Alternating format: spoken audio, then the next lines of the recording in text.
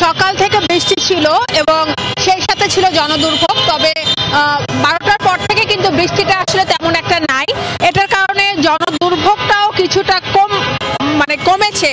তবে আকাশ এখনো মেঘলা রয়েছে, যেহেতু থেমে থেমে বৃষ্টি হচ্ছে, তাই লোকজন সচেতনভাবে ছাতা নিয়ে বের হচ্ছেন কিংবা রেইনকোট নিয়ে বের হচ্ছেন।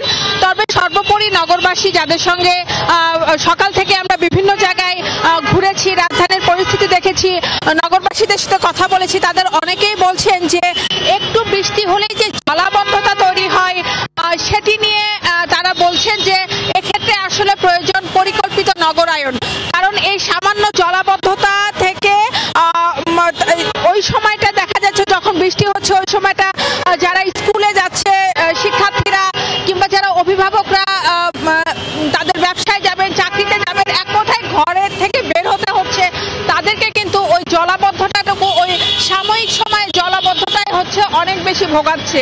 এবং তারা এটার সঙ্গে আরো বলছে যে এই জলাবদ্ধতা থেকে কিন্তু যখন তাদেরকে এই বৃষ্টির নোংরা পানি পেরিয়ে কাজে যেতে হচ্ছে, সেখান থেকে কিন্তু নানা ধরনের পানিবাহিত রোগেও তারা আক্রান্ত হচ্ছেন। তো সব মিলিয়ে গত 2 দিনে বৃষ্টিতে রাজধানীবাসীর ভোগান্তি ছিল চরমে। আমরা যখন সকাল থেকে ঘুরেছি, রাজধানীর কারওয়ান বাজার সহ বিভিন্ন শিক্ষা প্রতিষ্ঠানের গিয়েছি, সেখানে আমরা দেখেছি দুর্ভোগটা কতখানি চরমে ছিল।